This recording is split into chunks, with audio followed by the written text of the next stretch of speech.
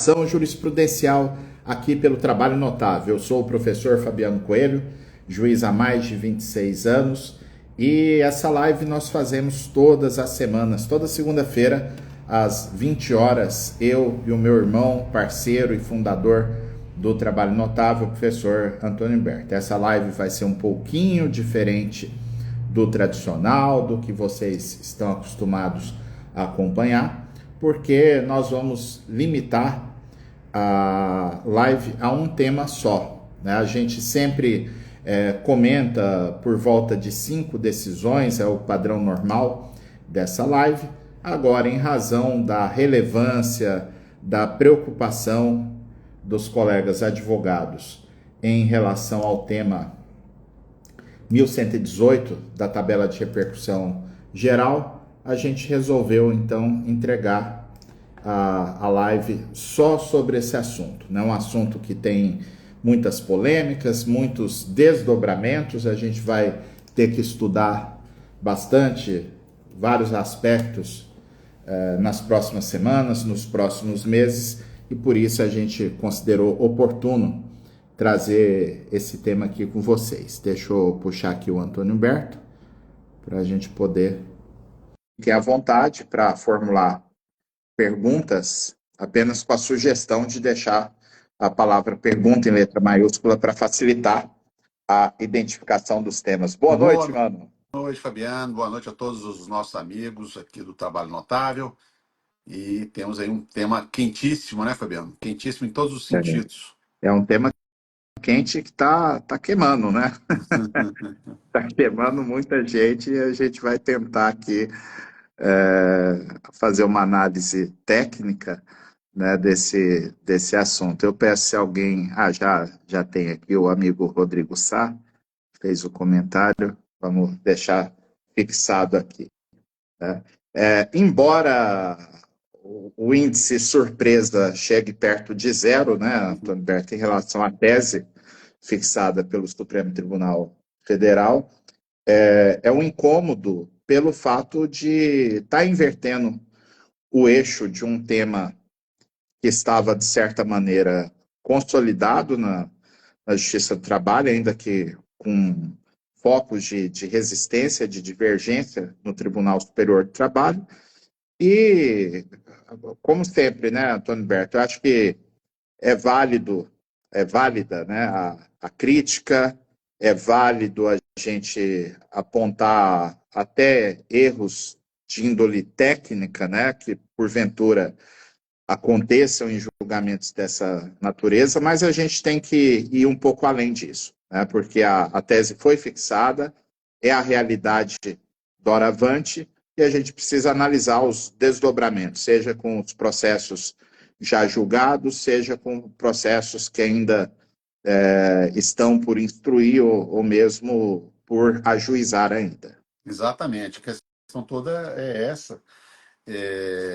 Realmente, ainda que a gente possa, e essa é uma das finalidades da live de hoje, né? A gente possa conversar sobre alguns aspectos, né, Fabiano, em que não era possível precisar que o Supremo fosse ingressar, mas realmente, desde que essa questão foi aventada, mesmo lá no tema 725, essa questão do ônus da prova, ela foi colocada, por mais, do ponto de vista da estrita técnica de controle de constitucionalidade, por mais estranho que isso pareça, né? Eu falo dentro da estrita técnica porque, efetivamente, me parece difícil fazer uma conexão da questão da responsabilidade subsidiária com o ônus da prova, em que ambos apareçam como algo enfim, de proteção constitucional, né? Que a irresponsabilidade da administração pública seja algo que possa ser defendido à luz da Constituição, né? E menos ainda, porque no caso da irresponsabilidade, o que temos aí é uma lei ordinária, uma lei federal, que o Supremo, desde a DC 16, né, Fabiano, reconheceu a constitucionalidade. E a mudança, antes que alguém possa perguntar, né, a mudança de diploma legal da lei antiga para a lei nova de licitações, que é inclusive mencionada nas teses firmadas no tema 118, não muda muita coisa em relação ao coração do problema. Sim. Porque a regra foi mantida, e é uma regra, Fabiano, que desde o primeiro instante que me deparei com ela, sempre me pareceu uma regra muito lógica. Se eu contrato a prestação de serviços por uma outra empresa, é óbvio que o devedor das obrigações trabalhistas há de ser o empregador, aquela empresa que foi contratada. Então, dizer que a administração pública não responde pelas obrigações trabalhistas me parece uma decorrência natural e inevitável de qualquer tipo de terceirização. A questão que se coloca é se, mesmo em casos em que haja evidente negligência ou imperícia, ou imprudência, alguém pode achar estranho imprudência, sim, quando o Estado, por exemplo, insiste em contratar uma empresa que já deu todos os sinais, Sim. né, de que é uma empresa com um caminho bem próximo se não da falência, da insolvência, que é uma falência no sentido prático, né, do desequilíbrio financeiro, que vai levar a que aquela empresa não consiga honrar as obrigações mais elementares, né, do contrato de trabalho. Então, dentro dessa ótica, né, e não de centrar mais atenção em relação ao conteúdo da decisão em si, né, e a críticas que se possa fazer a ela, como você bem colocou, mas verificar que realidade nós podemos divisar, né, o que nós podemos vaticinar sem sermos profetas, mas simplesmente com o conhecimento e a experiência, né, que ambos temos, né, em relação à justiça do trabalho, ao direito do trabalho, e também ao direito administrativo, que tem toda a interface com o que estamos conversando, vão se desenvolver a partir dessa sinalização, como eu sempre gosto de dizer nas minhas decisões, irresistível Uhum. do Supremo Tribunal Federal, né? Porque é disso que se trata. Né? Podemos aqui passar horas discutindo equívocos possíveis na decisão, e é natural que possamos fazer isso, tanto que tivemos vários votos vencidos, né, Fabiano? Sim. E não apenas aqueles tradicionalmente que têm ficado vencidos ultimamente nas questões trabalhistas, mas Verdade. também ministros que em outras votações se alinharam com a maioria. Né? Então, me parece que é realmente importante, e por isso essa mudança de foco hoje, ao invés de a gente trabalhar, não é a primeira vez, a gente já fez isso uma É, outra vez, mas quando há decisões muito significativas, realmente parece importante a gente fazer um break. Eu sei que você já fez uma prévia no foi. sábado, né, de manhã, com o pessoal, e a partir dessa prévia vieram novos questionamentos e certamente novas reflexões, eu também. Achei muito engraçado que nós não conversamos até hoje à Foi. tarde, aliás, até agora, na Até verdade, agora. conversar mesmo. É, É, mas a única solução técnica que eu enxergo é exatamente a mesma que você, é exatamente a mesma, engraçado, né? não vou dizer, não é contornar, É, é para podermos desenvolver uma tese, seja como julgadores, seja como patronos, né, dos trabalhadores eventualmente prejudicados com essa decisão, que possam gerar uma expectativa positiva dessa garantia, porque é disso que se trata, né, sem que resvalemos, né, no inócuo, absolutamente inócuo, estéril, inadequado, indevido e nada recomendável desvio, né, da tese firmada, né, do descumprimento, a afronta, ainda que de forma mais ou menos sofisticada. exatamente a nossa preocupação é sempre essa preocupação técnica, né, Antônio Berti, discutir as questões com a seriedade que merecem, né, sem aspectos meramente ideológicos e buscando aqui abrir os olhos para os colegas para soluções igualmente técnicas, né, porque isso é o que a gente acredita que acaba resolvendo ou amenizando o problema.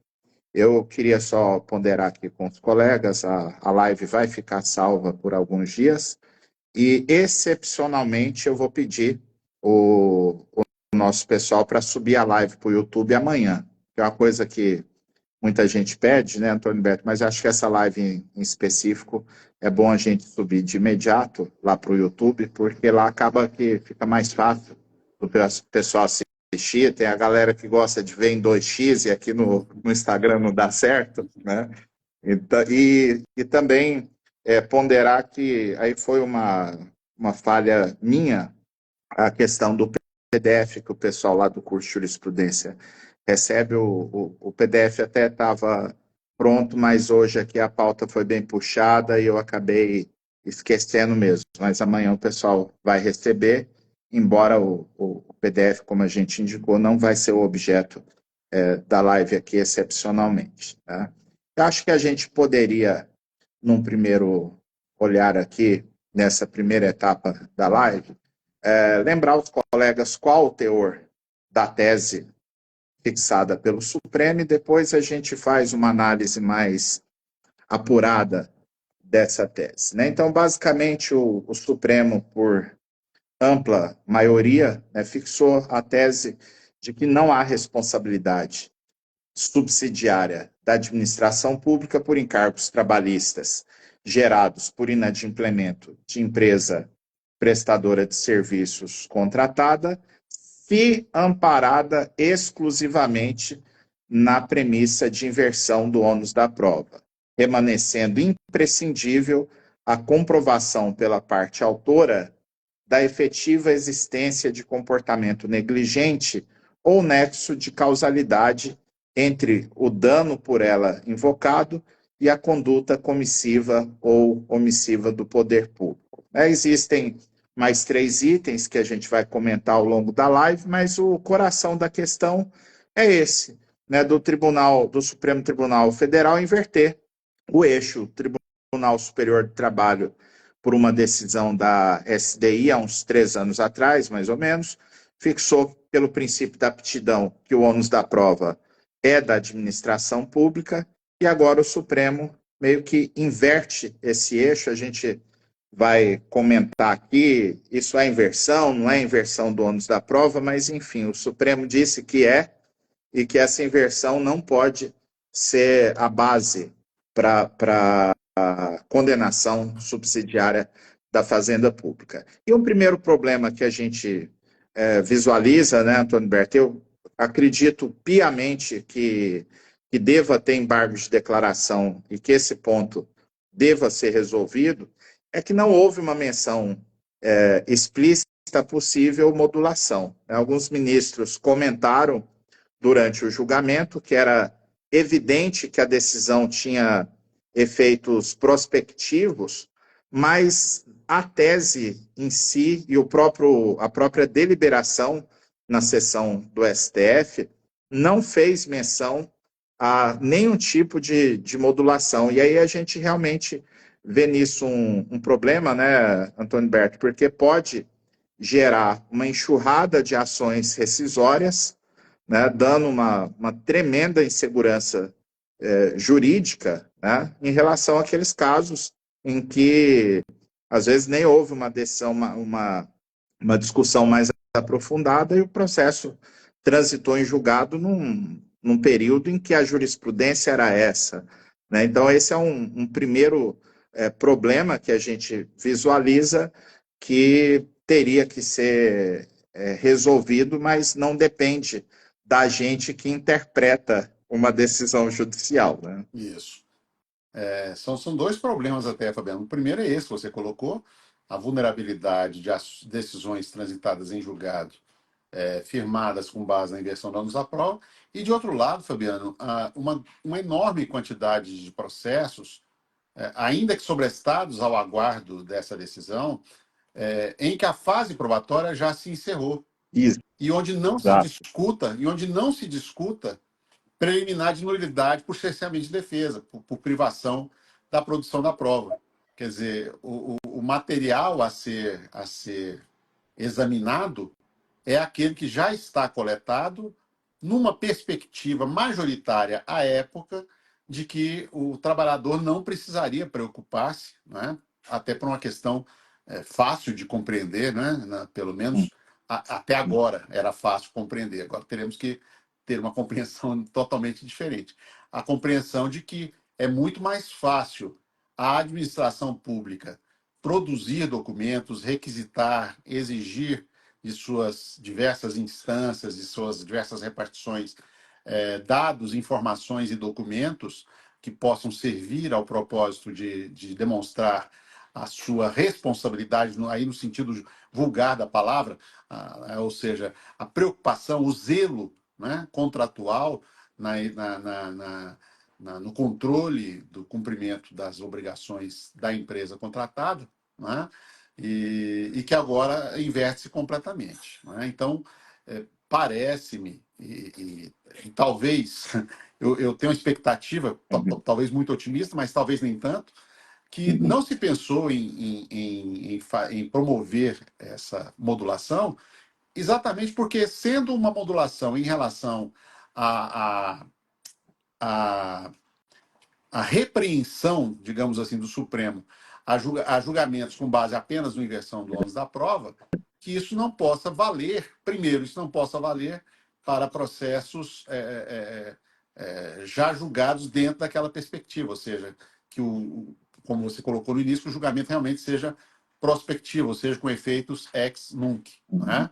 Mas será melhor realmente se, como já aconteceu de outras vezes, né, Fabiano? Inclusive É. recentemente, como por exemplo naquela lei dos motoristas profissionais, né, em que o Supremo, em sede de embargo de declaração, acabou promovendo uma modulação para serenar os ânimos e É. evitar, de um lado, uma avalanche de ações rescisórias e uma avalanche de recursos sobre uma matéria em que a jurisprudência foi completamente invertida a partir de agora. Né?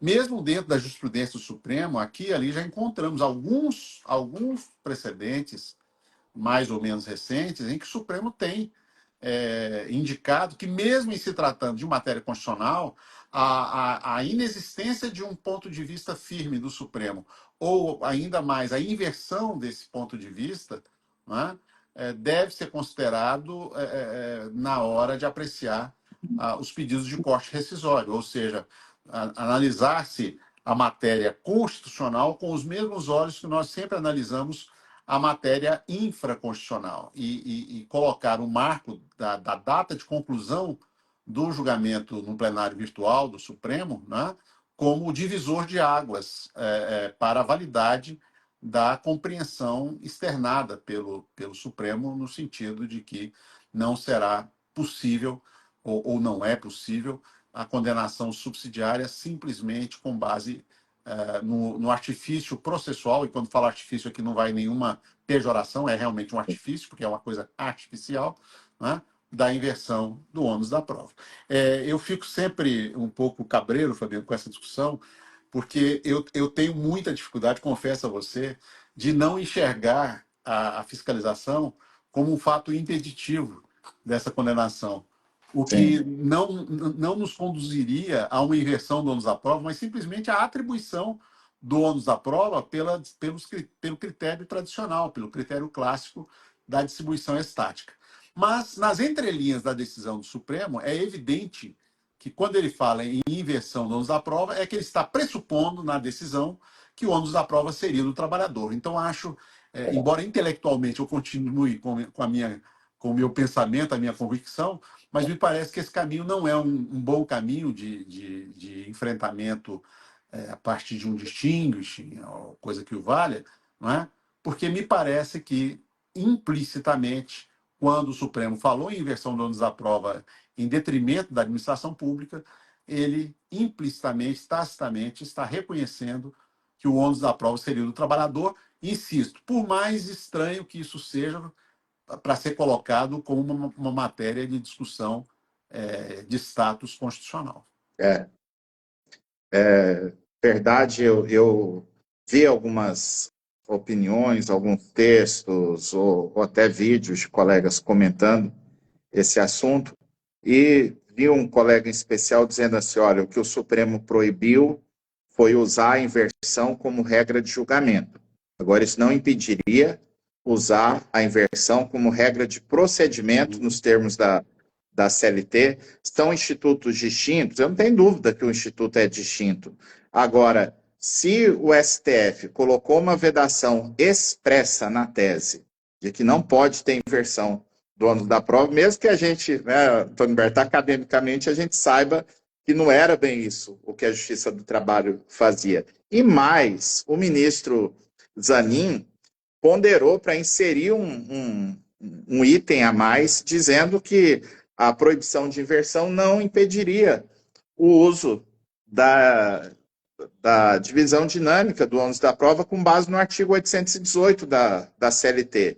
E essa ressalva foi derrotada pelo plenário. Então, independente de dizer, mas o Supremo não declarou a inconstitucionalidade do artigo 818 e nem poderia fazer, né? Porque se fizesse isso, ele arrastaria o 373 do CPC junto, arrastaria o 6º do Código de Defesa do Consumidor, que está em vigor aí há mais de 40 anos, né? Mas o que ocorre é que na própria... 30 anos.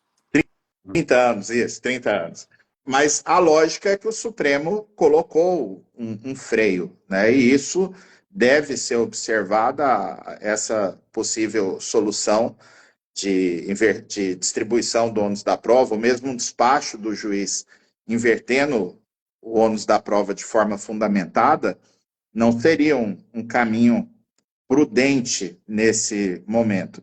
E eu queria destacar uma coisa aqui, Antônio Berto, sempre que o Supremo afeta um tema em repercussão geral e pronuncia a suspensão nacional, eu vejo aquela choradeira dos advogados, dos professores, às vezes de juízes, dizendo, o Supremo está mandando parar tudo, isso é um absurdo, o processo tem que andar. E eu, particularmente, quando acontece uma suspensão nacional, por mais incômodo que possa ser a situação, né, porque impacta as nossas estatísticas como juízes, né, impacta o tempo do processo para o advogado, para o jurisdicionado, mas é a melhor coisa que pode acontecer em termos de segurança jurídica.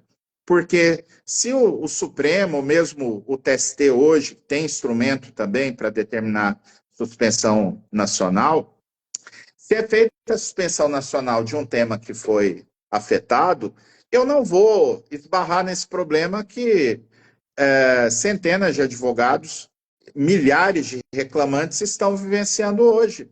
Né? Os processos correram solto, muitos advogados, com razão técnica, apostaram na distribuição do ônus da prova firmada pela jurisprudência amplamente majoritária do Tribunal Superior do Trabalho, e agora que o processo está julgado, encerrou a instrução, está julgado, está em fase recursal, já em algum lugar, seja no TRT, seja no TST, seja sobrestado, já lá na frente com recurso extraordinário, vem o STF e fixa um ponto que o advogado não pôde considerar de forma adequada. A gente poderia até pensar do sistema evoluir um dia, né? Eu vi um colega sustentar a ideia, eu achei assim, do ponto de vista de raciocínio jurídico, eu achei fabuloso. Falar, se eu perder, eu vou fazer uma ação rescisória com base na proibição da decisão não surpresa, porque eu não sabia dessa tese do Supremo quando teve a instrução do processo. Mas é uma tese que a gente sabe que não tem a mínima viabilidade de ser consagrada, né? Então é um problema gerado pelo fato de não ter havido a suspensão nacional, né? E agora não tem o que fazer. Os processos que já estão instruídos, os processos que estão julgados, que estão com recurso, o advogado vai ter mesmo que trabalhar com o que tem, né? Que é a aplicação do tema 1118. E aqui a gente tem que distinguir acho uma premissa importante antes da gente voltar ao exame do tema em si, é a gente a gente situar esse tema de repercussão geral no sistema de precedentes do Brasil. A gente tem, embora eu tenho uma dificuldade tremenda, né, Antônio Beto? A gente já conversou algumas vezes sobre isso, né? A distinção do que é uma tese vinculante do que é uma tese obrigatória, né? Então, a gente sabe que muitos colegas usam o nome vinculante para uma tese que é obrigatória, como se tem um precedente qualificado, não importa de onde ele vem, ele seria vinculante. Mas eu prefiro usar a distinção que está no próprio Código de Processo Civil, porque as consequências processuais e os próprios mecanismos de defesa do precedente, eles são diferentes, né? Porque se a gente pegar lá o que é uma tese vinculante é aquela que foi explicitada numa súmula vinculante do Supremo Tribunal Federal ou uma decisão de controle concentrado de constitucionalidade. No caso, uma ADI, ação direta de inconstitucionalidade, a ADC, que é a direta de constitucionalidade, a DPF, que é descumprimento de preceito fundamental. Essas decisões, por serem vinculantes, elas viabilizam a reclamação constitucional contra qualquer tipo de decisão judicial em qualquer instância. O exemplo de uma decisão dessas é a DC 16, que foi um dos primeiro precedente do Supremo sobre esse assunto da responsabilidade subsidiária da administração pública. À época, o Supremo disse que o artigo 71 da Lei de Licitação, que diz sobre a irresponsabilidade do ente público, não impediria a condenação subsidiária naqueles casos em que houvesse comprovada culpa. Então, a DC 16 é um instrumento que permite o caminho direto de uma sentença diretamente para o Supremo Tribunal Federal, sem vencer as instâncias recursais normais. Agora, os precedentes que são obrigatórios, que é o caso aqui do tema de repercussão geral, é o caso dos incidentes de recurso repetitivo, de assunção de competência, de resolução de demanda repetitiva. Nós temos uma decisão que é obrigatória para todos os juízes e tribunais, mas se o precedente qualificado for furado, não cabe reclamação imediata. A parte vai ter que fazer o recurso, no nosso caso, o recurso ordinário, se o TRT mantiver, faz o recurso de revista e vai até chegar ao recurso extraordinário, né? Então, não há esse caminho fácil, esse caminho pronto da reclamação constitucional. Agora, aqui, Antônio Berta, sinceramente, eu enxergo um fantasma aqui para a reclamação constitucional, né? Como a gente percebe que, em vários casos, há uma, digamos assim, uma censura do Supremo Tribunal Federal, de boa parte dos ministros do STF, em relação à postura de julgamento da Justiça do Trabalho em relação aos precedentes do STF, então eu não ficaria surpreso se alguns entes públicos, diante de instrumentos como o juiz despachar a inversão do ônus da prova, ou despachar, declarar em sentença que ele está dando a distribuição dinâmica, né, para aplicar o princípio da aptidão e, com isso, condenar a fazenda pública porque ela não fez prova de um determinado fato, creio que corre um risco imenso dos entes públicos começarem a fazer reclamação com base na DC 16. Por mais que a ADC não tenha pertinência temática em relação a esse tema, tanto que o Supremo se predispôs a abrir o tema 1118 na perspectiva de que a questão não estava amplamente resolvida, né? Mas é uma possibilidade do Supremo cortar as asinhas, né, digamos assim, de soluções voluntariosas que vão aparecer de agora para frente, em razão da tese fixada no tema 1118, haveria realmente o risco da utilização da reclamação. E talvez, né, Antônio Berta, se não tiver a modulação, né, numa eventual oposição de embargo de declaração, esse risco fica reforçado, né, porque aí realmente estaria um caminho aberto de que o tema 1118 foi um mero desdobramento que já poderia ser deduzido da própria decisão vinculante proferida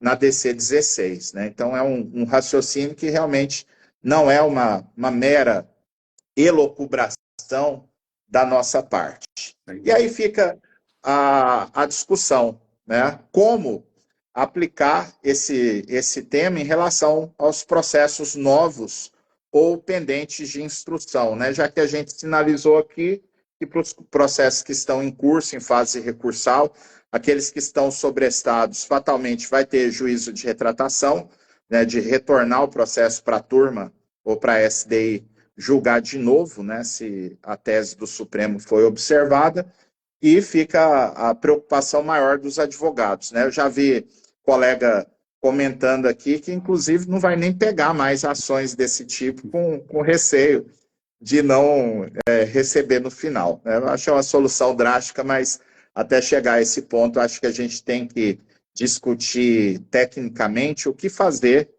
nesses casos, como os juízes vão se portar, como a administração pública vai se portar, como a advocacia em geral vai se portar diante dessa É, tese.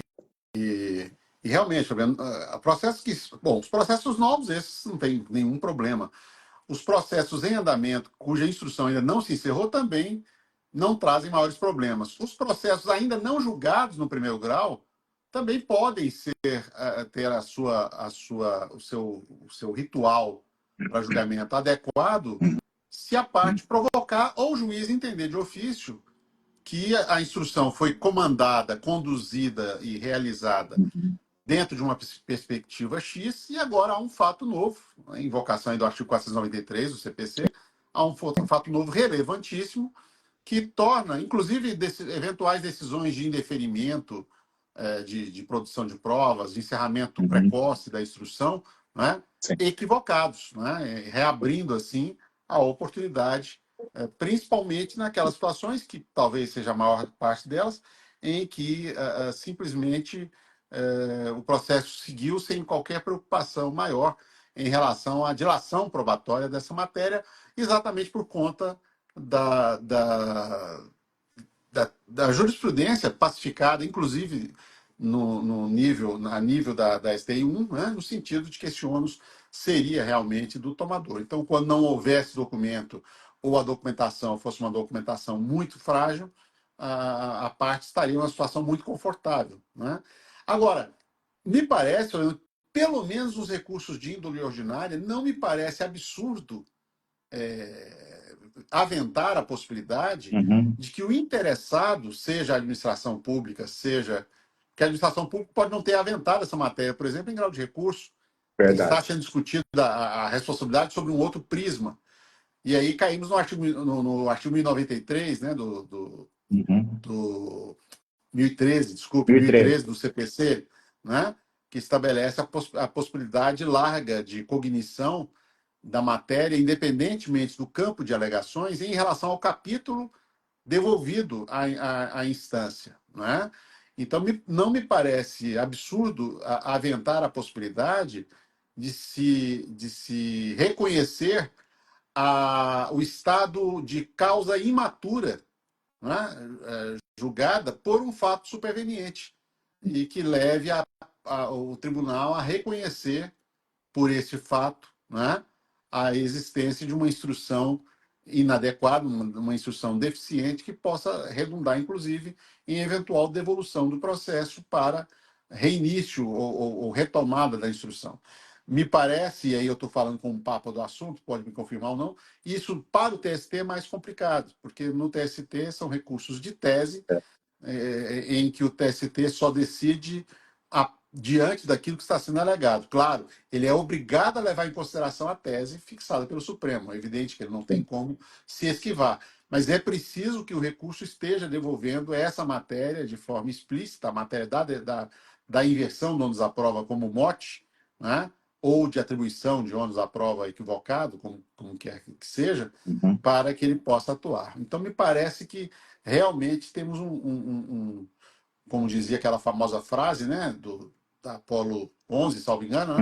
Houston, nós temos um problema, realmente temos um problema a resolver, que talvez seja muito aliviado se acontecer de haver oposição de embargos e o Supremo constatar, ter a sensibilidade de perceber a avalanche de problemas que uma decisão sem limitação temporal possa acarretar, não é? E aí a gente trabalhar de forma mais tranquila e calma. Porque o que vai haver aí, se não houver essa modulação, como sempre acontece nessas ocasiões, é um contingente importante de vítimas de uma guinada jurisprudencial, não é?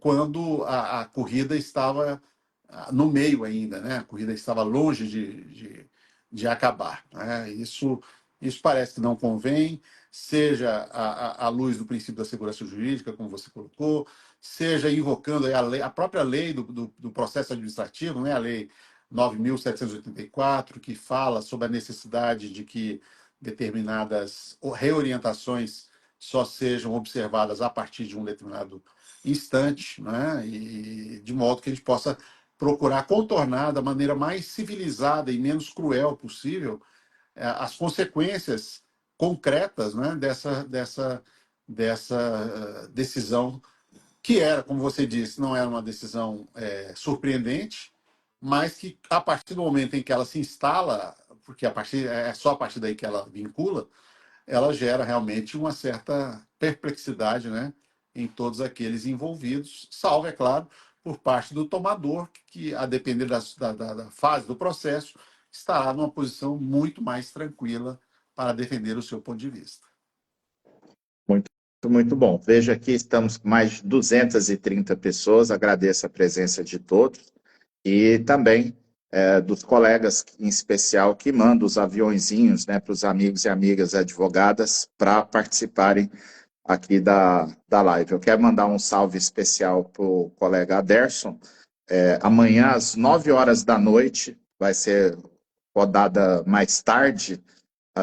Nós vamos fazer uma live aqui, eu e o professor Aderson, sobre questões de quesitação envolvendo adicional de insalubridade. Já deixo o convite aqui para os colegas. Quarta-feira eu vou participar de um curso com os advogados da Associação Trabalhista da Paraíba. A gente vai fazer a divulgação aqui no Instagram para quem tiver interesse em fazer a inscrição. E na quinta-feira com os colegas da AMAT de Minas Gerais. Os dois eventos têm o mesmo propósito, a mesma temática, né? E acaba assim, como são horários distintos, eu vou tratar um mini curso sobre a Instrução Normativa 40 e as mudanças que ocorreram agora na admissibilidade do recurso de revista.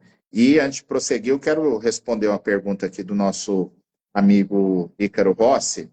O Ícaro perguntou o seguinte, sobre a questão, né, de o tema, se vai caber reclamação, qual o enquadramento. O Ícaro perguntou se a tese fixada no tema 1118 seria uma tese de aderência estrita e se caberia algum tipo de distinção. Tá? Me parece, né, Antônio Berto, que os temas de repercussão geral, eles sempre vão ser interpretados de forma restritiva, mas é um restritivo com base na ratio decidendi, naquilo que foi discutido no próprio feito. Agora, eu quero dizer para o Ícaro e para os demais amigos e amigas, por que eu acredito que não estou apenas vendo fantasmas quando eu penso que pode ter um uso de reclamação com base na DC 16, né? Porque depois que eu vi os nossos alunos, né, Antônio Berto, em especial o Wendel e o Rodrigues e o Rodrigo Badiani, eles conseguiram a reclamação no Supremo agora, com base na ADPF 324, que, como os colegas sabem, é sobre terceirização lícita ou ilícita, né, em atividade de fim. Eles conseguiram, com base nesse precedente, uma reclamação constitucional para anular uma declaração de vínculo de pastor evangélico com a igreja. Então, assim, o que a gente percebe é que o próprio Supremo Tribunal Federal, naqueles temas que parecem incomodar mais em relação a um determinado tipo de entendimento da justiça do trabalho, acaba tendo uma posição mais flexível, né, de aplicar, de dizer que existe pertinência temática em algo que não parece assim tão Mas visível, tem uma tese né? aí, Fabiano. Deus terceiriza a profissão da fé por meio dos pastores. É um contrato de terceirização, está certo. Você não enxergou. Sensacional. Não tinha pensado nisso. Era. Então, dentro aqui da perspectiva, voltando aqui, né, para os casos novos, a tese indicada no Supremo pelo item 2, deixa eu até ler o que diz, que a gente já mata esse ponto. O item 2 da tese diz o seguinte: haverá comportamento negligente quando a administração pública permanecer inerte após o recebimento de notificação formal de que a empresa contratada está descumprindo suas obrigações trabalhistas, enviada pelo trabalhador, sindicato, Ministério do Trabalho, Ministério Público, Defensoria Pública ou outro meio idôneo, né? Então, aqui seria uma medida que o advogado pode adotar, em alguns casos isso vai ser possível, né? Quando o contrato ainda está em andamento, mas existem já lesões a direitos trabalhistas, aquela primeira leva, né, de ações com o contrato ainda em curso, seria possível fazer essa notificação em nome do próprio trabalhador, ou até mesmo, né, buscar o sindicato ou outro meio idôneo para essa notificação. E aí já surge, né, Antônio Berto, o negócio, a tese é de quinta-feira, o pessoal já vai borbulhando um monte de pergunta, né? Primeira, a dúvida é se essa notificação ela precisa ser específica em relação a cada um dos trabalhadores, porventura, lesados. Eu penso que aí a gente vai ter que visualizar caso a caso, né? Porque se for, por exemplo, uma denúncia de que a empresa não está recolhendo FGTS de ninguém. Uhum. Então, nesse caso, a notificação feita em relação a esse tema, ela seria suficiente para qualquer trabalhador depois invocar a inércia da administração pública. Agora, se for uma situação, notificou por causa de FGTS, por mais grave que seja lá a lesão,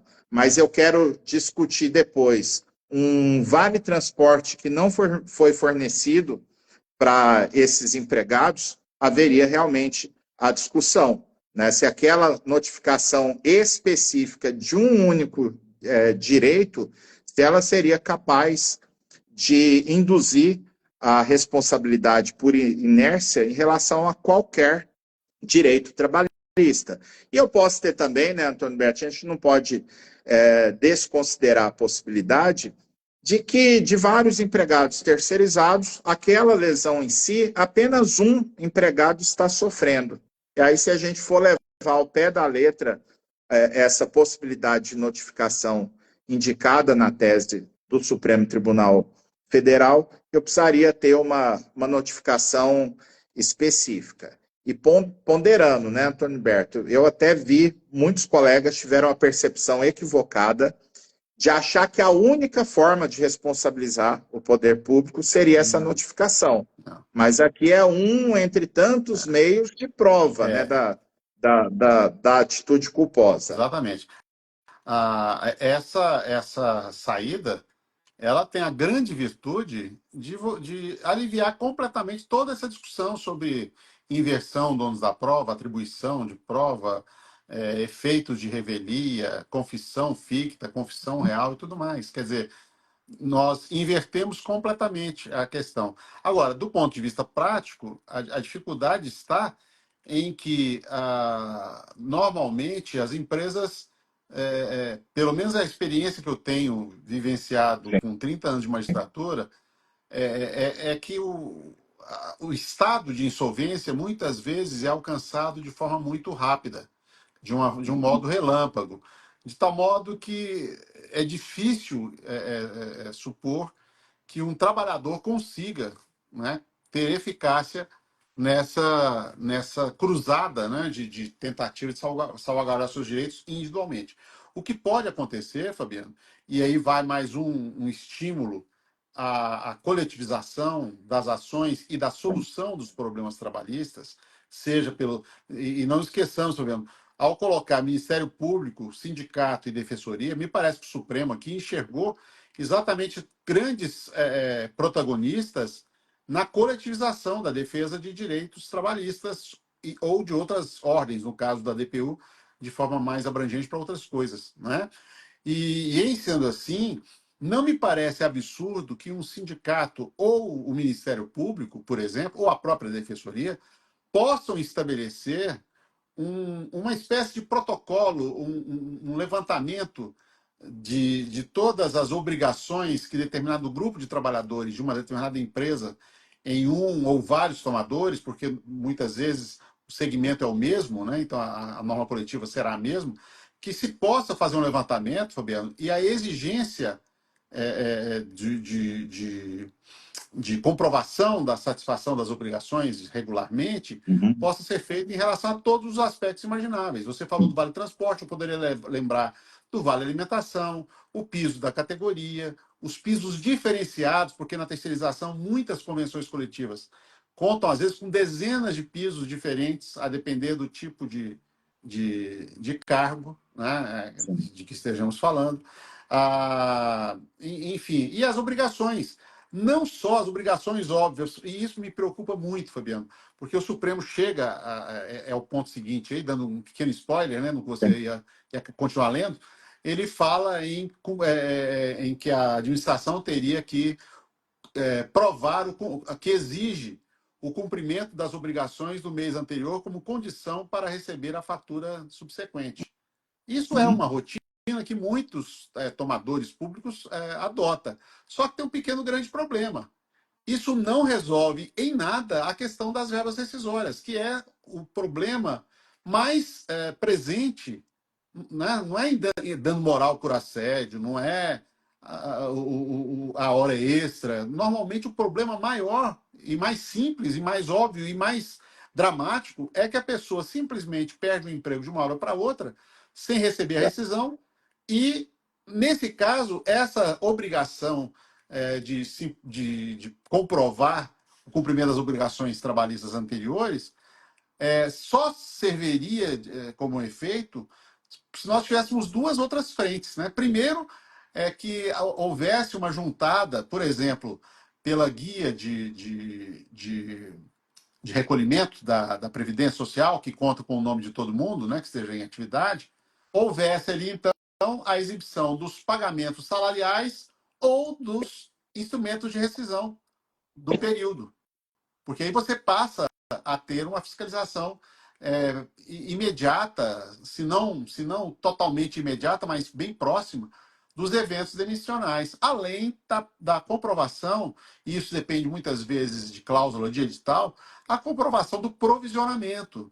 É muito importante que você tenha ou um provisionamento de valores arbitrados ou estimados para suportar o custo das rescisões, com Uhum. cláusula de restituição ao final, com a prova de plena quitação dessas obrigações, ou pelo menos de um seguro, né? Um seguro contratado com o mesmo propósito. Né? Porque o que nós temos hoje, muitas vezes, é um contrato de prestação de serviços sem maiores exigências quanto a capital social, porque muitas vezes são empresas que só estão emprestando gente mesmo, não estão fazendo nada mais do que isso, alugando pessoas, não é?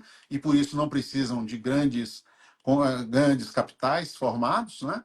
E assim minando as chances de recebimento. Porque se as garantias fossem efetivas e houvesse esse cuidado, Fabiano, talvez nem houvesse necessidade de se chamar o tomador. A própria administração pública podia ser notificada e fazer a reserva desse valor e, como acontece em muitos casos, fazer o pagamento direto, inclusive, para esses trabalhadores. Mas desde que você tenha recursos financeiros, não da administração pública, eu não estou aqui pregando isso, eu estou dizendo que a administração pública pouparia e evitaria essas condenações se ela exigisse, né, esse tipo de salvaguarda financeira ou por meio de seguro, né, no sentido de garantir o sucesso das ações trabalhistas, pelo menos naqueles aspectos mais visíveis. Porque na questão de jornada de trabalho, adicional de insalubridade, periculosidade, adicional noturno, tudo isso, Fabiano, na terceirização à brasileira, que é a terceirização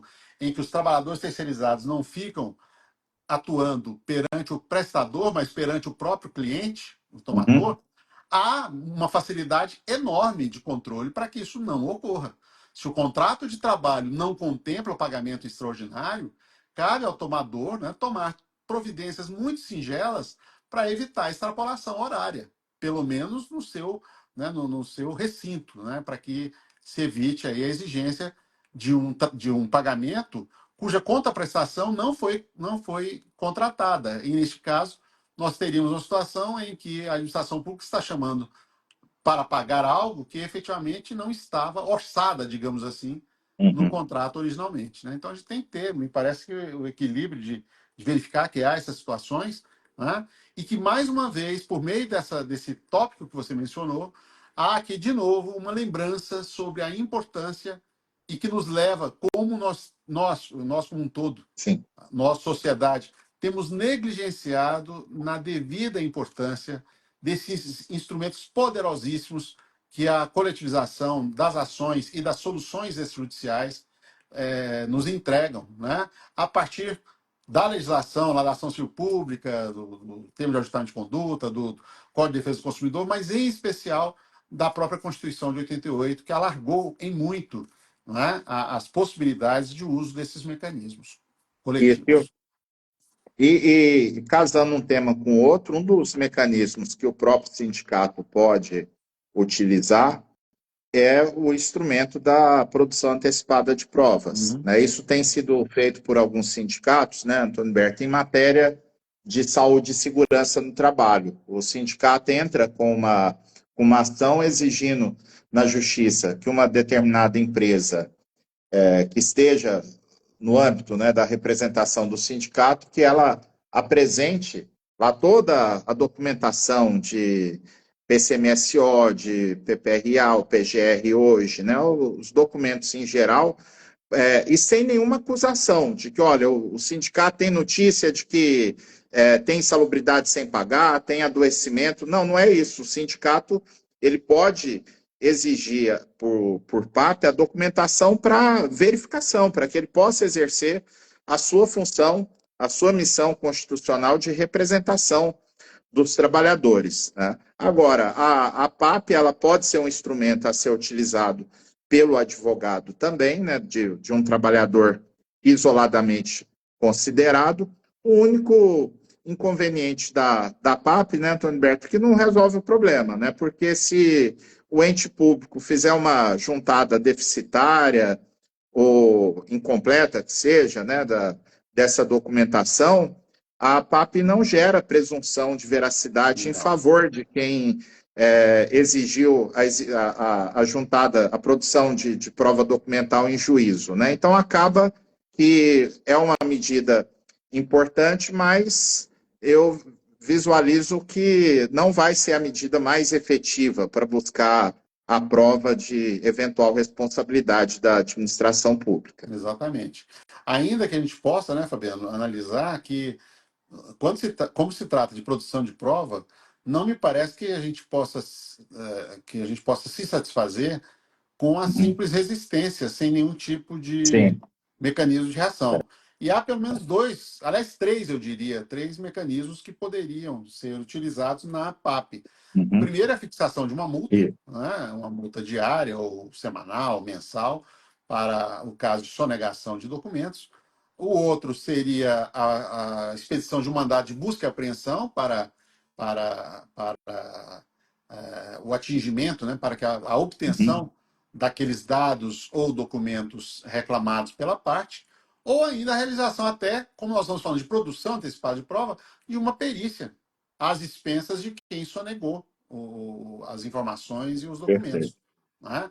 Isso tem muita importância, em especial naqueles casos de dispensa maciça, né? Em que você, se não faz assim, você vai ter que trabalhar pulverizadamente, de forma atômica, em cada processo buscando essa prova. O que, convenhamos, é um esforço enorme, né? Multiplicado por vários processos, não é, em algo que poderia ser resolvido com um processo único, não é, de preparação para o ajuizamento da ação. Perfeito. Antes de avançar nos temas processuais, eu queria fazer uma ponderação com os colegas também, né? Eu tenho visto, Antônio Berti, está crescendo esse movimento nas defesas de empregadores da iniciativa privada quererem usar essa discussão, essa temática que envolve os entes públicos, para alegar que não há responsabilidade subsidiária no caso de terceirização, se não provar qual que é a culpa do tomador de serviço. Tá? Isso é um caminho muito perigoso que os colegas que advogam para empresas privadas, no meu entender, não deveriam trilhar, porque isso configura litigância de má-fé. Na medida em que a responsabilidade subsidiária das empresas privadas tem previsão expressa em lei, na Lei 6.019, e o próprio Supremo Tribunal Federal, no tema 196, 195, 196 da tabela de repercussão geral, ele descolou o assunto, dizendo que isso não tem nada, a possível responsabilidade do ente público não é matéria de índole constitucional. E eu tenho visto realmente situações abusivas. Recentemente, eu apliquei litigância de má-fé por uma situação, a defesa era duplamente desonesta, né, digamos assim, em termos processuais, né?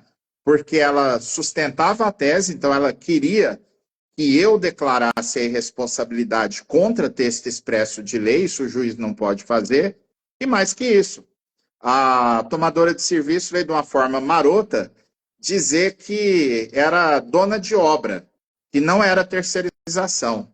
E aí sentei lá o preposto, qual que era a função do reclamante? Não, ele era porteiro lá da empresa, assim, assim, assim. Então, realmente, a empresa poderia até ter um contrato lá à parte de obra, mas o contrato que estava em discussão era de terceirização típica, né? Então, acaba que é importante a gente fixar esse parâmetro aqui, porque o colega que quiser trilhar esse caminho, que vá sabendo, né, que o risco de dar muito errado é muito grande, né? Pode parecer uma sacada genial, né, tentar fazer a ponte para aplicar a mesma tese para a iniciativa privada, mas não vai dar certo, porque a legislação é diferente e tem lei explícita sobre esse tema. Exatamente. Aliás, se a gente pega o histórico, né, Fabiano, a gente vai ver que toda a discussão foi fomentada e mantida esse tempo todo em relação à administração pública. Ainda que alguém possa lembrar que na fixação do tema, agora não me lembro se é da 324 ou se é da 705. Era da 324, que discutia a questão de atividade fim, né? Sim, O, a DPF. ali a discussão era se era possível terceirizar a atividade fim. E aí Sim. isso envolvia, obviamente, só podia envolver ente privado, porque o ente público esbarra no problema da obrigatoriedade do concurso público. É uma discussão que no setor público praticamente não existe. Né? E aí vem um aposto lá do Supremo, né? Mantida ou alguma coisa assim, a responsabilidade subsidiária. Mas nesse caso, é um dizer só para falar, olha, uma coisa é uma coisa, outra coisa é outra coisa. Ou seja, o que estava sendo discutido lá, nessa DPF, não era o empregador privado responde pelas obrigações na terceirização, né? Mas se haveria a possibilidade de vinculação laboral direta, como sinalizava o TST no primeiro item, né, da súmula 331. Isso. Né, que é a mesma que trata da terceirização, mas são assuntos totalmente diferentes. Então não dá, são coisas completamente distintas mesmo. E não só isso, né, Fabiano? Eu vou mais além. Não só a gente não pode pegar carona nessa discussão, como também não pode tentar enxergar uma responsabilidade subjetiva, porque tanto o artigo 455 do CPC, da CLT, que trata lá da primeira hipótese de responsabilidade de terceiro por obrigações trabalhistas, quanto à própria lei 6.014, a partir das reformas que ela recebeu em 2017, em especial lá no artigo 5º-A, parágrafo 5º, são óbvias, são nítidas, são evidentes, né, em estabelecer que a responsabilidade ela é objetiva. Aliás, foi muito interessante nessa tese, e isso, de certa forma, me surpreendeu, o Supremo tocar no assunto da responsabilidade acidentária. Né? É. E veja os amigos, isso serve de reforço para que eu e o Fabiano estamos dizendo.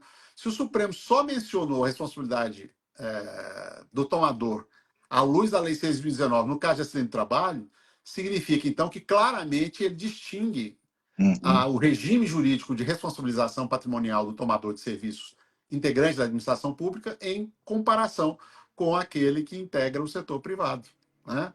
Ou seja, ele disse, olha, para acidente de trabalho está todo mundo junto, porque a lei de licitações não cuida desse assunto, é um tema específico. Agora, para a responsabilidade patrimonial pelo cumprimento das obrigações financeiras, né, outras, né, que não digam respeito ao ambiente de trabalho, essa nós temos uma dicotomia clara hoje de regimes legais. A lei de licitações, a velha e a nova, de um lado, para a administração pública, e a lei 6.019 para o setor privado. Exatamente. Nós tratamos já no começo, mais para o começo dessa live, da situação envolvendo inversão do ônus da prova, distribuição do ônus da prova, e surge um problema, esse não resolvido pelo Supremo Tribunal Federal. E se a administração pública for revel, né?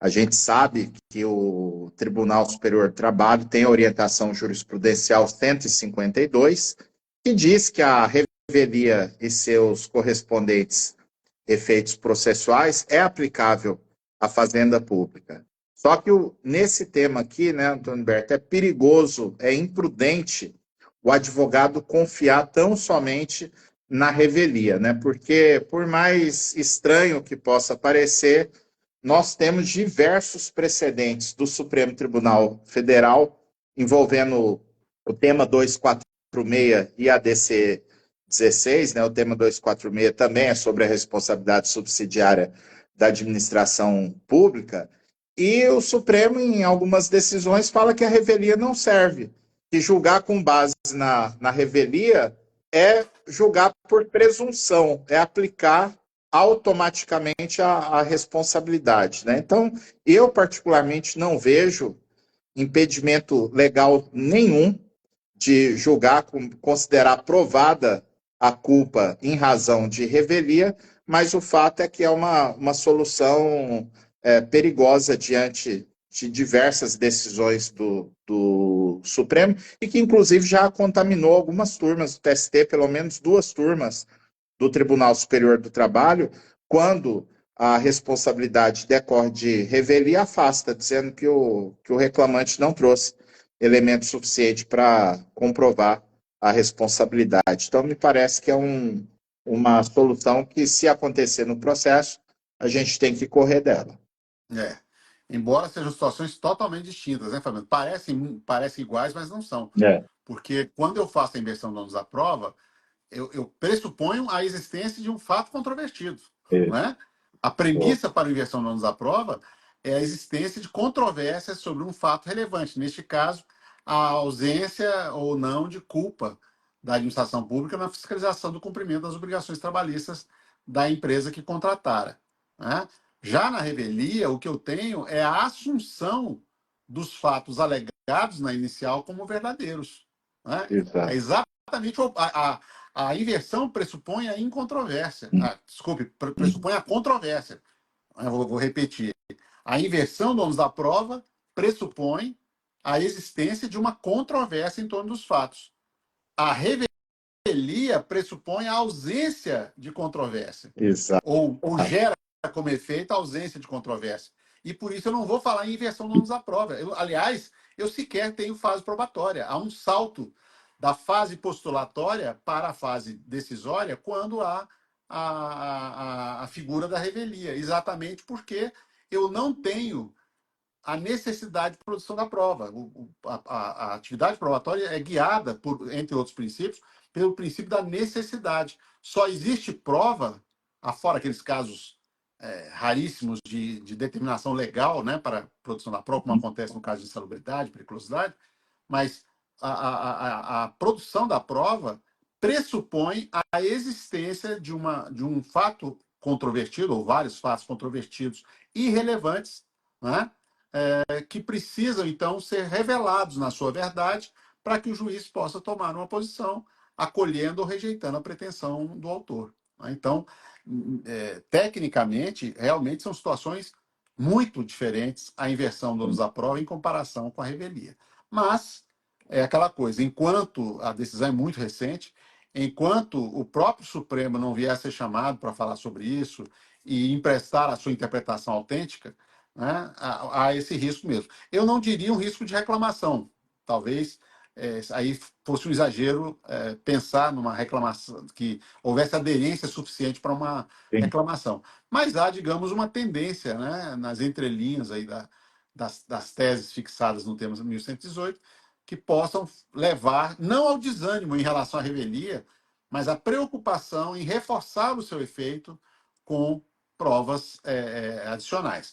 O que fica disso, né, Fabiana, a triste constatação é de que se essa posição refratária aos efeitos da revelia for consolidada, for consagrada, o que nós teremos, então, é a forte certeza, não é nem impressão, é a forte certeza de que para a administração pública é melhor nem comparecer. É É, melhor não se dar o luxo de comparecer, de preparar a defesa, é melhor deixar, então, que o processo siga o seu rumo, já que defender-se ou não defender-se vai levar ao mesmo rumo, né, de improcedência do pedido de condenação, salvo se o autor encontrar alguma solução segura, né, de produção de prova que possa deixar a decisão muito bem apoiada e insuscetível de reforma ou anulação mais adiante. perfeito, perfeito. Uma outra medida processual seria requerer o depoimento do preposto da administração pública, né? E para isso precisa verificar se o juiz não vai dispensar o comparecimento Uhum. desse preposto, mas eu também não posso apostar todas as fichas só nessa estratégia processual, primeiro porque isso dependeria do preposto confessar alguma coisa, né, de que não tinha fiscalização efetiva do contrato, e dando um passo até atrás, né, os colegas que acompanham as nossas lives de atualização jurisprudencial vão se lembrar que há alguns meses atrás a gente comentou aqui uma decisão da SDI1 do TST, em que firmou-se o entendimento majoritário de que o depoimento da parte do adversário não é um direito líquido e certo do litigante, né? O Uhum. que o juiz teria a prerrogativa de deliberar se vai ouvir ou não, seria uma faculdade do juiz sem que configure cerceamento do direito de defesa. Por mais que a gente não concorde com esse entendimento, é o que está prevalecendo, e se o juiz simplesmente indeferir a oitiva do adversário, você vai ter um problema se apostou todas as fichas e não tem um plano B em relação a essa situação. Sem falar na hipótese do preposto estar bem preparado e não entregar o ouro, né, Fabiano? Exato. Tem uns que realmente conhecem, né, o que aconteceu, ou mesmo vão lá contar exatamente a versão, sendo verdade ou não. Mas nesse ponto, né, Antônio, eu cocei a língua aqui, eu ia falar o nome da empresa, mas não vou falar, não. Não vou falar porque não vem ao caso. Mas uma estratégia das mais banais que o advogado do reclamante deve fazer é passar um pente fino na defesa do tomador de serviço. Porque tem uma grande empresa pública federal, que eu vou omitir mesmo o nome aqui, porque não vem ao caso, e a gente acha vários precedentes do Tribunal Superior do Trabalho condenando a responsabilidade subsidiária porque houve uma confissão expressa na defesa. A defesa vem e diz o seguinte, dessa empresa em específico, vem e fala que não é dever dela ficar fiscalizando o cumprimento de obrigações do contrato, que são uma relação personalíssima entre o empregado e o empregador. Uhum. Então, nessa situação, a depender do argumento que for utilizado pelo tomador de serviço, você terá um caminho aberto a indicar para o juiz que tal argumento constitui uma confissão expressa Uhum. acerca da inexistência de fiscalização, ou até mesmo, né, Antônio Berto, pode ter uma conduta omissiva.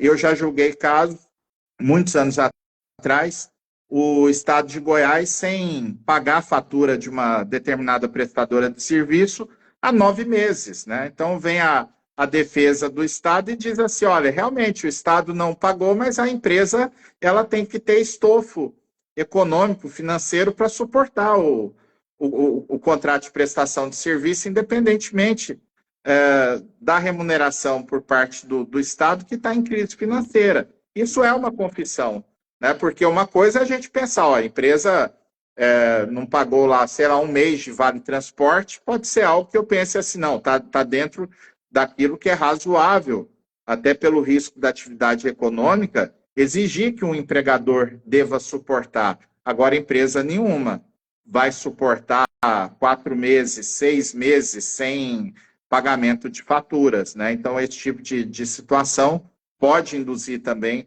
a responsabilidade direta por um ato ilícito praticado pela própria administração pública, ainda que seja uma ilicitude em relação ao empregador e não diretamente ao empregado terceirizado. Há uns tempos atrás, Fabiano, eu tinha uma situação bem interessante. Era uma ação, aliás, eram 70 ações, salvo engano, de trabalhadores contra a mesma empresa e estavam lotados no mesmo posto de serviço. E a defesa da empresa era por aí, nessa linha, que é muito comum. Ah, a administração não me pagou.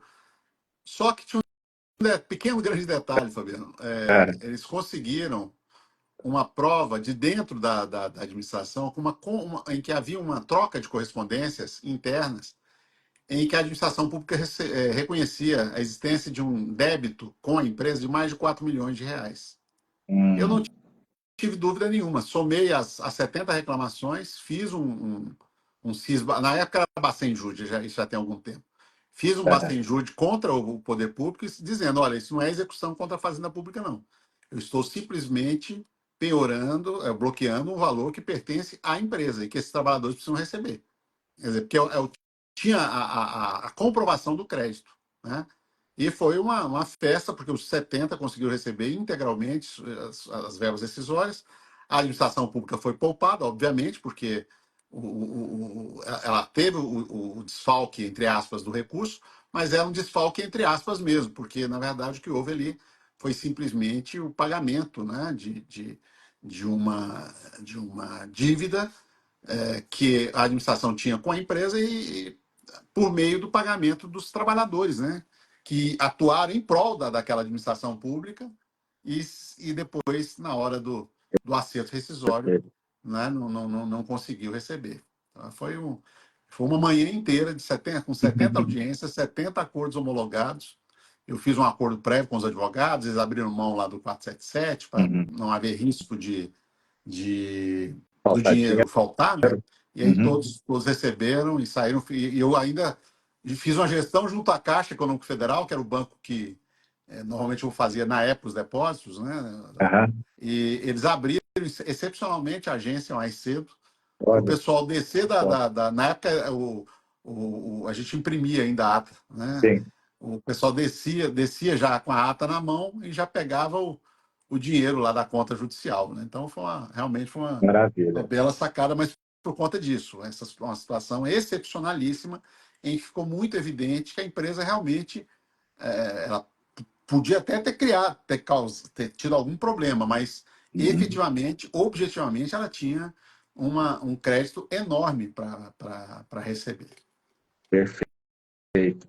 E pensando em processo, uma medida que o advogado não deve descartar é o uso de prova emprestada, né? Porque às vezes vasculhando processos daquela empresa, pode ser processo da mesma prestadora de serviço em relação à tomadora de serviço, ou em alguns casos até em processo só da tomadora, ele pode achar algum rastro, algum indício, alguma ideia de onde ele possa encontrar possíveis falhas, né, possíveis brechas ou até provas, né, que tenham sido produzidas em outros processos, é um instrumento importante para o advogado utilizar.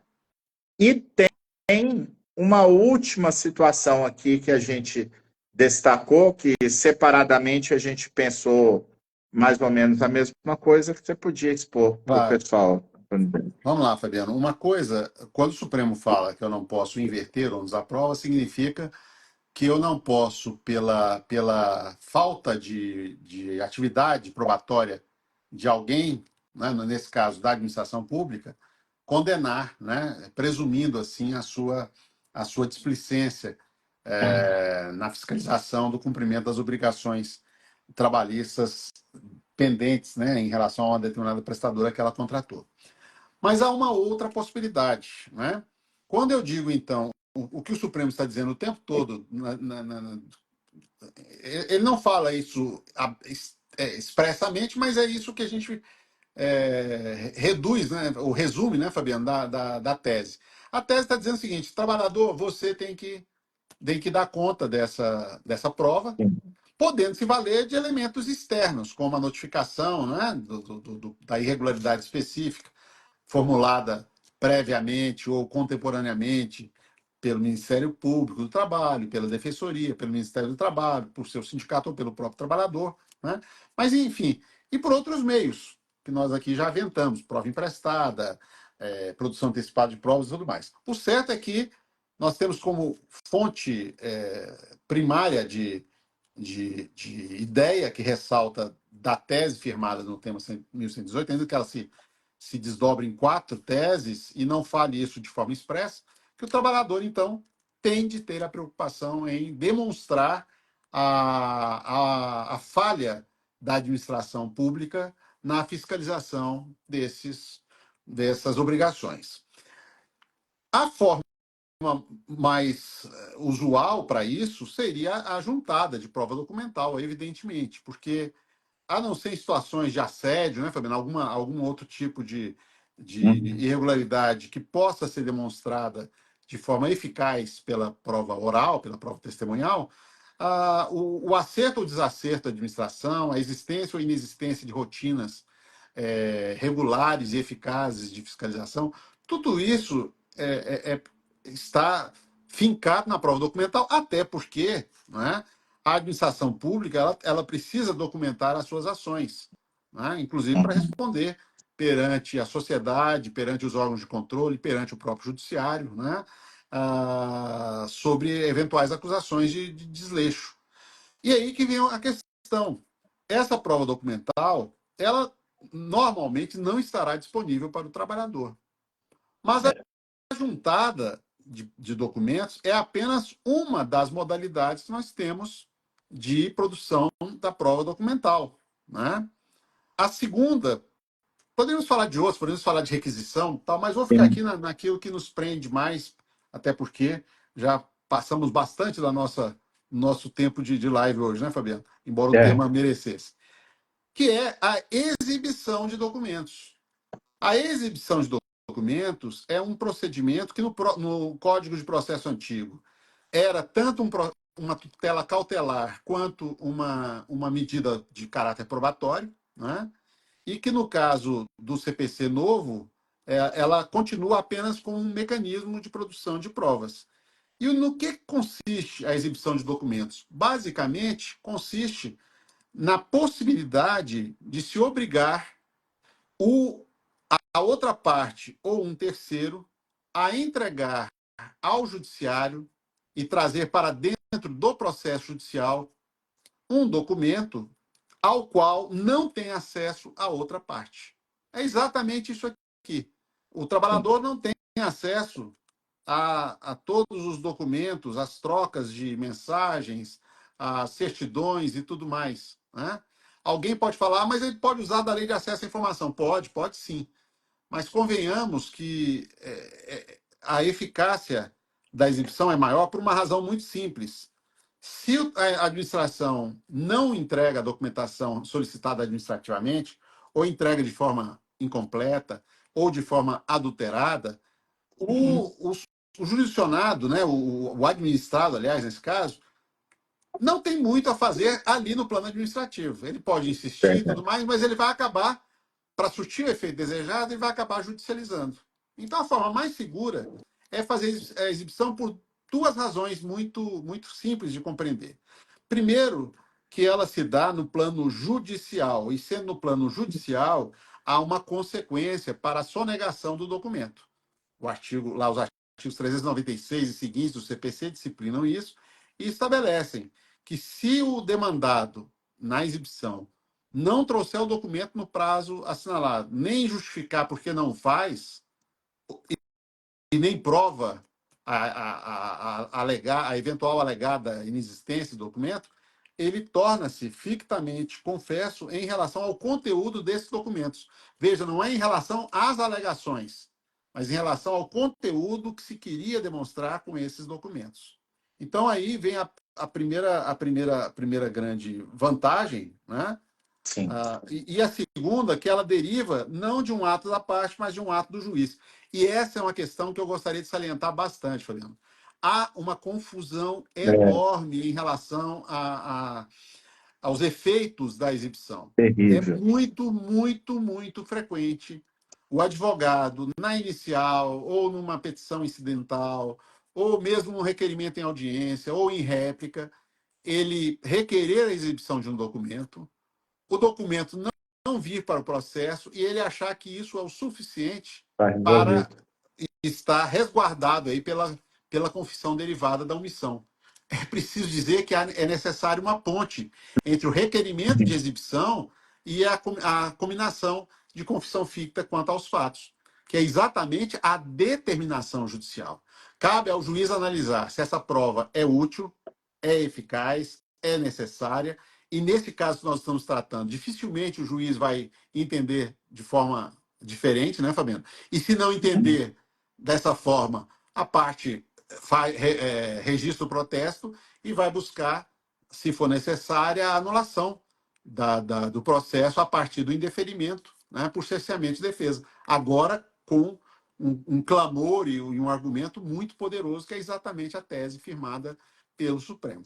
Então, me parece muito razoável que essa hipótese de requerimento de exibição com acolhimento do juiz e determinação judicial possa atender ao que o Supremo deseja, sem, de forma nenhuma, significar um contorno. Porque, na verdade, é o que eu disse, a exibição ela só distingue na juntada da juntada na questão da detenção do documento. O documento é necessário à parte, mas ele não pode juntar porque está na mão da outra. Como o exercício arbitrário das próprias razões é proibido, artigo 345 do Código Penal, né?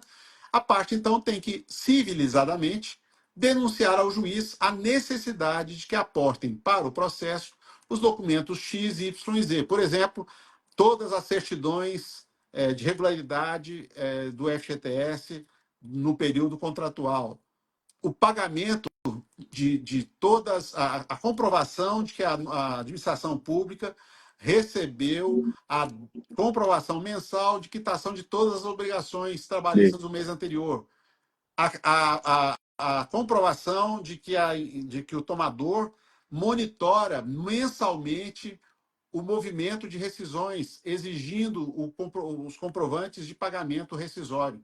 Porque se tudo isso é feito, Fabiano, é aquela coisa, aí realmente não dá, É. não dá para criticar a administração pública e a gente. E esse talvez sejam, e aqui eu acho que a Justiça do Trabalho precisa fazer um meia-culpa nessa questão. Sempre houve uma dificuldade enorme de julgar improcedente esse pedido de É. condenação subsidiária. Mas é preciso falar com todas as letras que se a administração pública prova que se esmerou com todos os modos possíveis e imagináveis, e ainda mais se ainda, além do cuidado documental, ainda teve o cuidado de fazer, de pedir, de conseguir a autorização da empresa e conseguir fazer o pagamento direto para os trabalhadores com o valor das faturas de serviços que seriam pagas à prestadora. Se tudo isso é feito, nós temos que chegar à conclusão de que realmente a administração pública não pode ser onerada. Porque, a não ser assim, nós estamos voltando à estaca zero, estamos voltando lá ao período pré-ADC 16 e fixando que a administração pública responde objetivamente do mesmo jeito que qualquer tomador privado, né? E é isso que eu acho que a gente não pode concordar. Então, resumindo a história, já falei demais, mas a exibição de documentos para mim, e fiquei feliz em ver que, sem conversarmos, o Fabiano concluiu a mesma coisa, é de tudo aquilo que a gente falou, né? Em relação àquilo que dependa só da parte do seu advogado, porque é claro que eu posso ter as notificações lá, que possam servir, ser úteis, mas considerando um deserto de provas que eu tenho, que eu não tenho essas notificações, não tenho essas possibilidades, a exibição passa a ser um elemento importante, eu iria até além, crucial mesmo. Lembrando que a exibição de documentos, tal qual acontece com qualquer tipo de prova, até a prova testemunhal, ela pode ser deferida a requerimento da parte, mas pode também ser determinada de ofício pelo juiz na busca da verdade real. E isso não tem nada a ver com a CLT, embora tenha toda a compatibilidade. Isso está dito com todas as letras lá no CPC. Né? Eu sempre Agora, gosto de lembrar da é, prova testemunhal, porque até testemunha referida, né? Ela aham, pode ser ouvida por iniciativa do juiz, mesmo que ninguém tenha lembrado dela. é. Agora, a vantagem de requerer, né? Porque o advogado e o cliente não fica ao vedrio do juiz, Isso, né? claro. Porque até vi uma pergunta aqui, mas se o juiz indeferir registros protestos, aí se você perde por falta de provas, né? Porque você não se desincumbiu do encargo processual, você tem uma grande chance de anular a sentença por cerceamento do direito de defesa, já que o juiz sonegou aquele meio único, né, que se vislumbrava ali como um meio viável de prova. E reforçando, complementando o que o Antônio Berto disse, eu vou fazer um pedido específico. O pedido é específico de exibição, tanto de apontar que tipo de documentação eu quero e apontar qual o fato específico que eu quero provar, porque Uhum. senão não adianta. O artigo 400 do CPC, ele parte do pressuposto de presumir a veracidade do fato quando a exibição determinada pelo juiz não for cumprida pelo adversário, em relação àquele fato Uhum. específico que se pretendia provar. Não vai cair o colega, a colega que está aqui na live, não vai cair no erro de ficar usando alguns modelos de petição inicial que estão circulando aí na internet, faz pedido de documento de tudo. Quer obrigar os réus a juntar comprovante FGTS, aviso de férias, cartão de ponto, pede o cartão de ponto e nem está discutindo hora extra no processo. Então, isso não tem o menor sentido. Você faz o pedido muito genérico, muito possivelmente o juiz nem vai despachar. E aí, mas se você fizer o pedido e o juiz não despachar, você vai ter que lembrar a advertência do professor Antônio Berto que o mero requerimento do advogado, por mais importante, relevante que seja, ele não coloca o adversário na situação de mora processual. Chegou lá na instrução, o juiz não despachou ainda a matéria, no início da instrução, excelência, pela ordem, tem um requerimento de exibição que ainda não foi despachado, que eu vou insistir com Vossa Excelência, até porque pode influenciar na produção da prova oral. E nesse momento, se o juiz indefere, o advogado registra os protestos. Esse seria o caminho, não é simplesmente jogar a bomba de qualquer jeito lá na petição inicial e depois, quando vier a sentença dizendo que não provou, querer recorrer para o tribunal dizendo que o juiz não observou que tinha um requerimento de exibição. Aí já era, a instrução foi encerrada, não tem como voltar mesmo que a matéria não tenha sido objeto de despacho pelo juiz. Exatamente isso. E da minha parte, Antônio Berto, só para fechar aqui a abordagem da live, eu queria só reforçar o item 3 da tese fixada pelo Supremo, que você chegou a comentar, mas a redação é o seguinte: constitui responsabilidade da administração pública garantir as condições de segurança, higiene e salubridade dos trabalhadores quando o trabalho for realizado em suas dependências ou local previamente convencionado em contrato nos termos do artigo 5º-A, parágrafo 3º da Lei 6.019. Aqui, o Supremo, como o Antônio Berto ponderou, resolveu uma celeuma. A matéria nem estava afetada, né, Antônio Berto, ao Supremo Tribunal Federal. A afetação não tinha essa questão de segurança e saúde, mas daqui a gente pode induzir a ideia de que se a Lei 6.019 nesse ponto é aplicável, então em todos os pedidos de insalubridade, como fala responsabilidade pela segurança, eu interpretaria que a periculosidade está no bolo também, acidente do trabalho, doença ocupacional, assédio moral, assédio sexual, todas essas questões que digam respeito à saúde e segurança do trabalhador, vai ter a responsabilidade direta da administração pública, que não precisa provar culpa nenhuma, porque a própria lei já impõe o ônus do tomador de serviço, inclusive da administração pública, para resguardar a saúde, a segurança, a salubridade do terceirizado. Então, se qualquer questão dessa índole acontecer no ambiente de trabalho, cabe a responsabilidade solidária. Uhum. Inclusive, esse já é o entendimento do Tribunal Superior do Trabalho.